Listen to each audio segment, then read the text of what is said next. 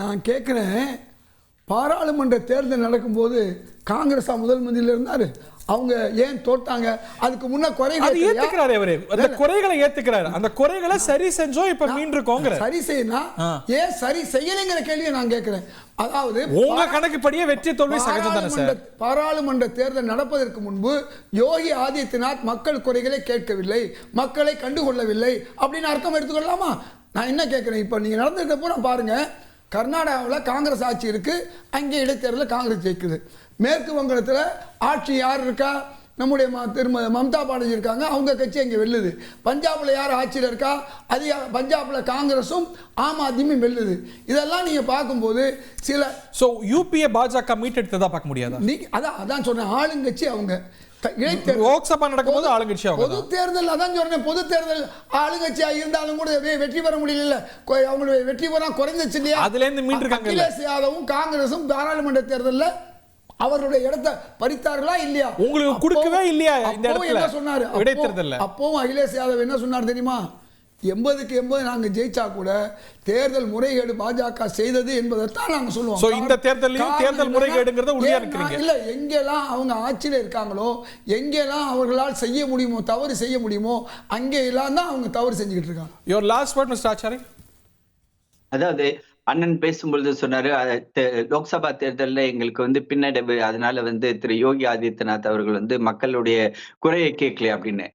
போன லோக்சபா தேர்தல்ல மக்களுடைய மனதை மலைமாற்றம் செய்தது இந்தி கூட்டணி. அதுல ரிசர்வேஷனே பாஜக வந்துருச்சுன்னா இடஒதுக்கீடே எடுத்துருவாங்க, அவங்க கான்ஸ்டிடியூஷனை அமெண்ட் பண்ணிடுவாங்க, அரசியலமைப்பு சட்டத்தை மாற்றி எழுதிடுவாங்க. அதனால எல்லாருமே ஓட்டு போட்டீங்கன்னா தான் ஓபிசியோடைய அவங்களுக்கு கிடைக்கக்கூடிய அந்த ரிசர்வேஷன், மைனாரிட்டிஸை நாங்க ப்ரொடெக்ட் பண்ணுவோம், அதனால உங்களுக்கு நீங்க ஓட்டு போடுங்க அப்படின்னு ஒரு மடைமாற்றத்தை அவர்கள் செய்ய முற்பட்டார்கள். அதன் காரணமாக உத்தரப்பிரதேசத்தில் அது நடந்தது. ஆனால் அந்த எந்த இடத்துல ஒரு நிமிஷம்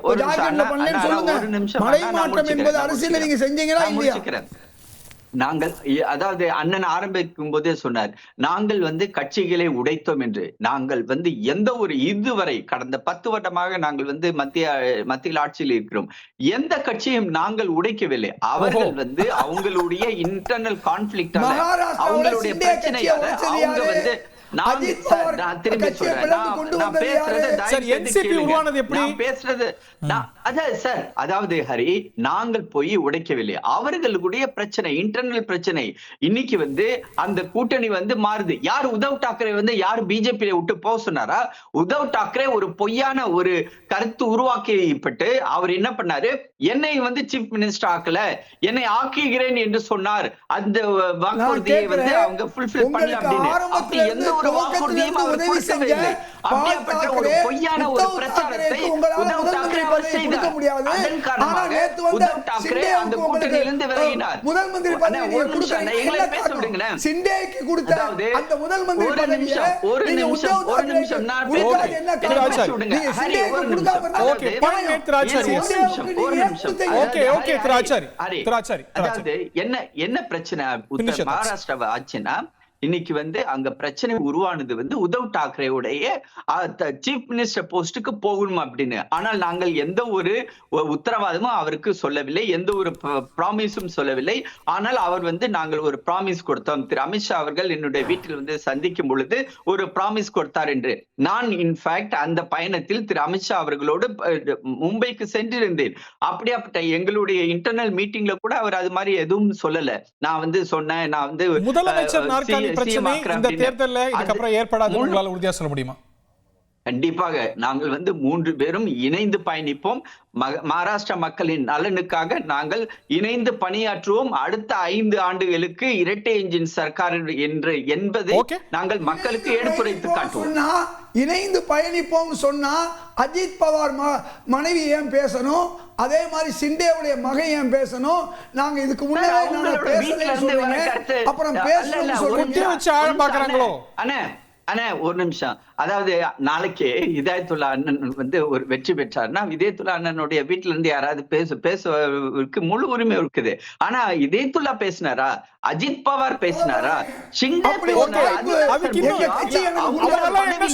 இன்னும் 1 மணி நேரத்துல நமக்கு பதில் கிடைச்சிடும்.